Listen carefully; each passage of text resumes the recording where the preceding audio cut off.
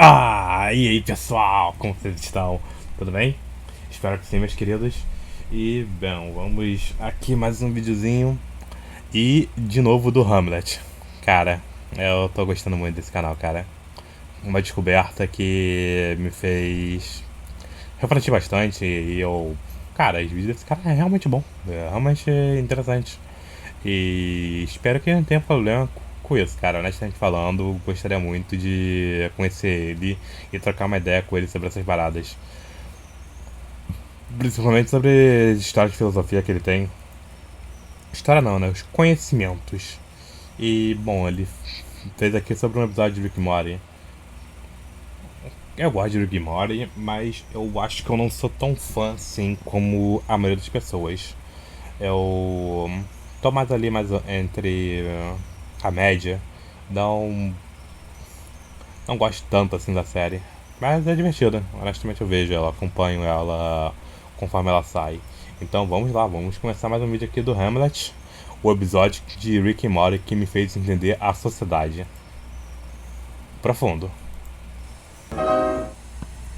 Fala rapaziada, hoje eu vim falar do melhor episódio de Rick and Morty, não só pra mim, mas como pra internet também. O episódio em questão é o 7º da 3ª temporada e ele faz umas críticas bem pertinentes à nossa sociedade e ao sistema no qual a gente vive, fazendo diversos paralelos entre ficção e realidade. Lembrando que aqui eu vou dar a minha visão sobre o episódio e se você tiver uma também, deixa aí nos comentários que eu com certeza vou ler. O episódio começa com algumas cenas mostrando a cidadela dos Ricks e Mortys, onde só vivem as variantes desses dois personagens. Eles vivem como a nossa sociedade atual. Eles trabalham, vão pra escola, existem pessoas com mais privilégios, outras com menos. Nesse caso, os Ricks são as pessoas mais privilegiadas da sociedade e os Mortys são pessoas consideradas inferiores. E eles são educados por um Rick em uma espécie de escola particular. O episódio também começa com uma música que diz basicamente que a cidade não tem compaixão e que você vai ficar onde começou. Ou seja, se você nasceu rico, você continua rico. E se você nasceu pobre... Ao decorrer do episódio, a gente vê um jornal e depois um comercial de TV, onde eles mostram um Rick simplão. Um Rick que, em vez de gostar de tecnologia e não dar valor pra família, gostava de criar peças de madeira e dava muito mais valor pra família do que pra ciência. Então eles pegaram esse Rick e ficaram repetindo o momento mais especial da vida dele. Eles pegam a química do sentimento bom que ele tem naquele momento e colocam em um biscoito. E vendem como o biscoito da autorrealização. Isso é uma metáfora pro rumo que a gente tomou nos últimos anos. De achar que você só vai se autorrealizar quando tiver algum objeto ou nível social específico, como se a felicidade estivesse no material. Pra você que acha que só vai ser feliz quando tiver determinada coisa, eu deixo aqui a reflexão do oráculo de Delfos de mais de 2000 anos atrás. Conhece-te a ti mesmo e conhecerás todo o universo e os deuses, porque se o que procuras não achares primeiro dentro de ti, não acharás em lugar algum. Também uma reflexão do meu filósofo preferido, o Sêneca: não é o homem que tem pouco, mas o homem que anseia por mais quem é pobre. Não baseia sua felicidade no material, porque um dia você vai perder tudo, você vai deixar tudo pra trás. Esteja feliz mesmo não tendo nada. Em paralelo a isso, a gente tem um caso policial rolando, onde o Rick e o Morty são dois policiais. As críticas dessa parte do episódio são bem delicadas. Por exemplo, a gente viu o Morty, um policial, menosprezando outros Mortys, o que não faz o menor sentido, mas já que ele tá em uma posição social considerada de autoridade, ele se sente maior do que os da raça dele. Prova disso é...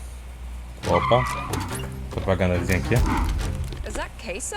It's not crazy, it's most queso. Prova disso é que quando eles vão investigar quem assaltou uma loja, ele vai interrogar outros Mortys e por chamarem ele de ajudante, ele fica muito bravo e ameaça o Morty. Você tá parecendo um ajudante de bosta. Fala isso de novo, maluco. Fala de novo. Aí, cara, assim não, caramba. Quer ver como é que eu picho o muro? Isso aqui pra mim é a materialização da reflexão sobre o oprimido virar o opressor. A educação da cidadela é uma educação que te prende, corta o seu potencial e não te liberta. E por isso que o Morty quer ser um Rick. O Morty policial é a personificação disso. Ele literalmente sente e age igual um Rick. Além disso, ele é uma pessoa sem esperanças de melhora no sistema, já que ele prefere evitar a papelada e só explode tudo.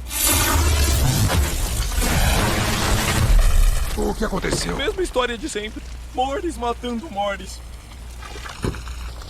E o que acontece no final do arco desses dois é meio triste. Depois deles passarem por algumas coisas juntos, eles entram em um conflito porque o Morty tava aceitando propina de um traficante e o Rick foi contra isso. Ele se recusou a ser criminoso também. No final, a única escolha que o Rick teve foi de matar o Morty.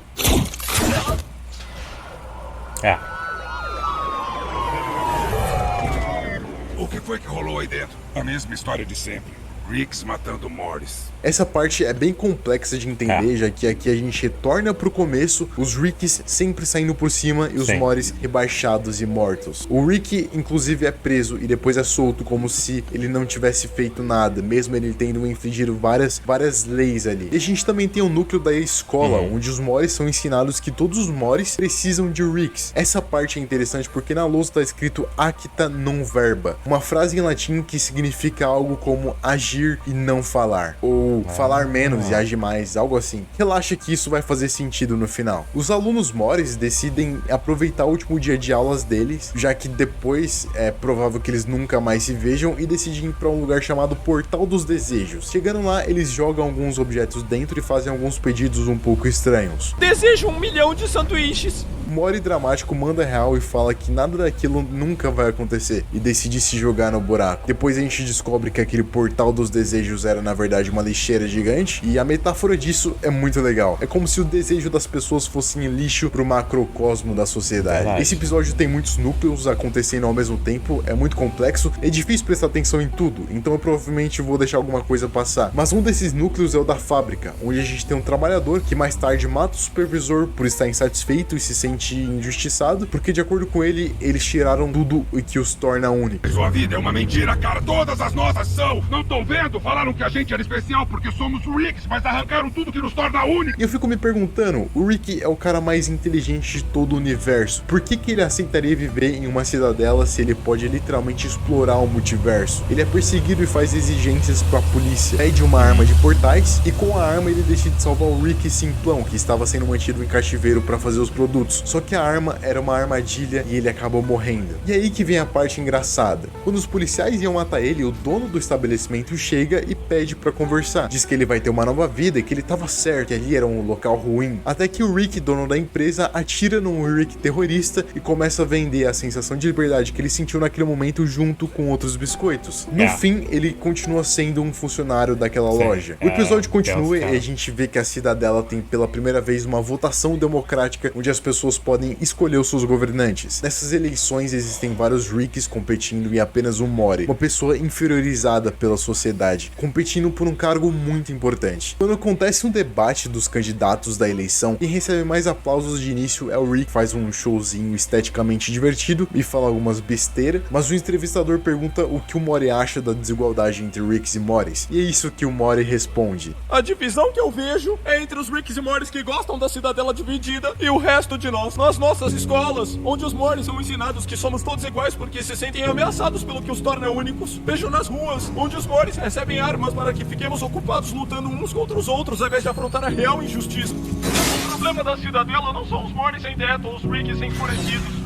O problema da cidadela são os Ricks e os Morris se alimentando da morte dela. A merda. A minha parte preferida desse discurso é as pessoas se sentem ameaçadas pelo que as torna únicas. E também que o problema da sociedade não são as pessoas sem teto ou as enfurecidas, mas as pessoas que se alimentam da morte. E aqui eu deixo uma pergunta. Quem se alimenta da morte de uma cidade? Quem lucra com a morte? Quem mata a individualidade das pessoas? Bom, mas não importa, porque vocês que se alimentam da morte são minoria. Depois que ele é quase assassinado pelo Mori que desconfiava das intenções dele, ele ganha as eleições. Só que dessa vez acontece algo diferente, uma quebra. O Rick diz que o presidente é só uma imagem e que o conselho que manda em tudo. Levante a mão se ele fala por você.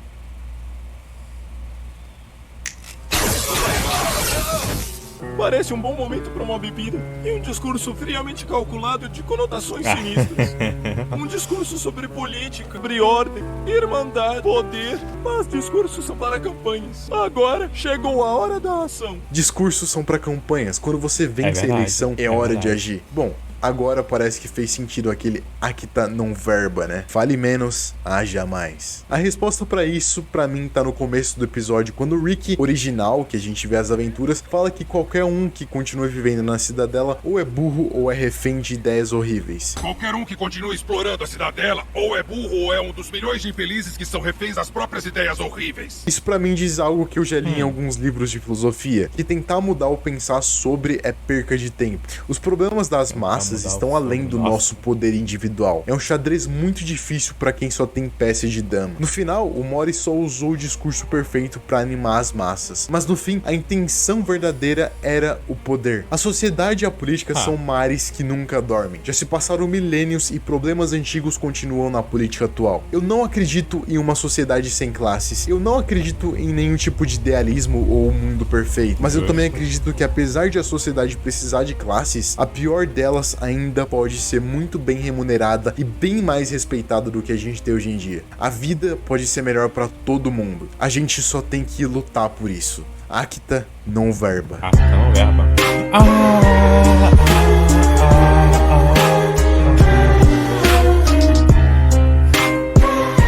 Acta non verba.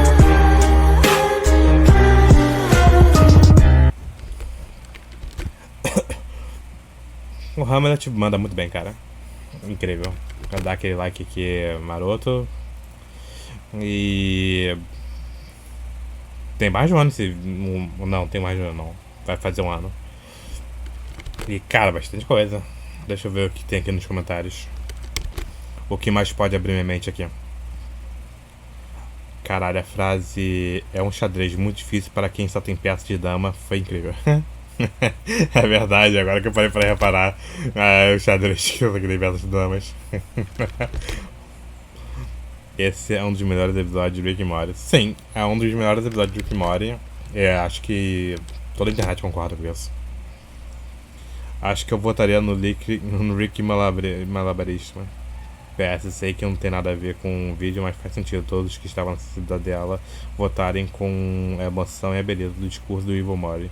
E o único que respondeu as questões de maneira decente foi o Malabarismo.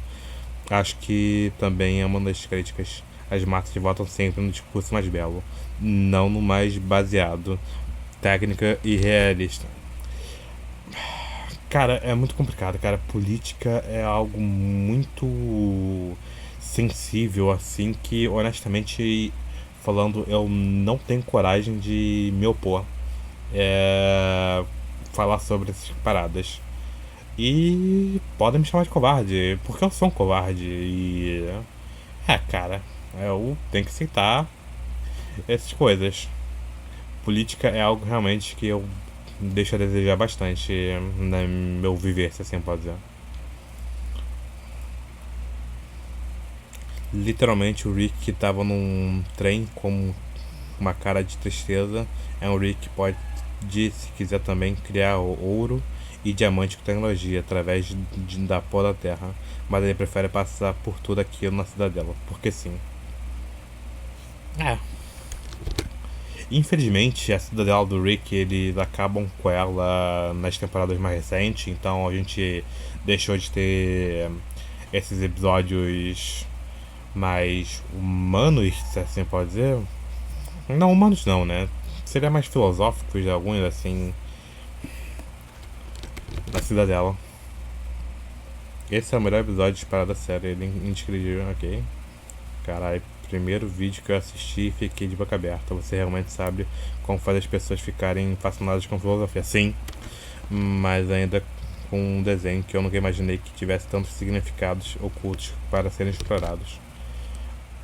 Tem bastante coisa oculta no Rick and Morty que eles deixam lá para pessoas com olhos mais ativos, você pode dizer? Mano, eu queria ser seu amigo pessoalmente. Foi exatamente a reflexão que eu tive assistindo. Ok? E o último comentário que a gente vai ver é do Gabriel Heller Época. Como o Rick sabe tudo, ele sabe como a vida é triste. E para eles deve ser melhor se limitar e viver como qualquer sociedade padrão. Viver naquele ciclo com alguma esperança de melhora. Mesmo sabendo de tudo. O que o Rick criaram foi uma forma de se manter menos tristes e sozinhos, mesmo sendo como eles vivem.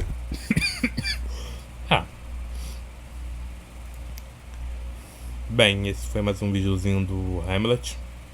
Muito obrigado, cara, pelo vídeo sensacional, gostei bastante. Eu não conhecia o Acta non verba.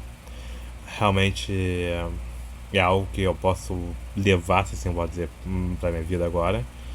Apesar de que, honestamente falando, eu vou esquecer isso dentro de uma semana. Provavelmente. Não sei. E, bem, pessoal, muito obrigado quem assistiu o vídeo até o final. Obrigado de verdade, cara. Dê um like aí embaixo, se inscreva no canal, pô. E comentem aí embaixo se querem que eu reaja a alguma coisa. Muito obrigado de verdade a todo mundo que tá assistindo os vídeos, tá dando essa força, essa moral pro Pequeno Urso. Eu tô surpreso com as views que eu tô recebendo.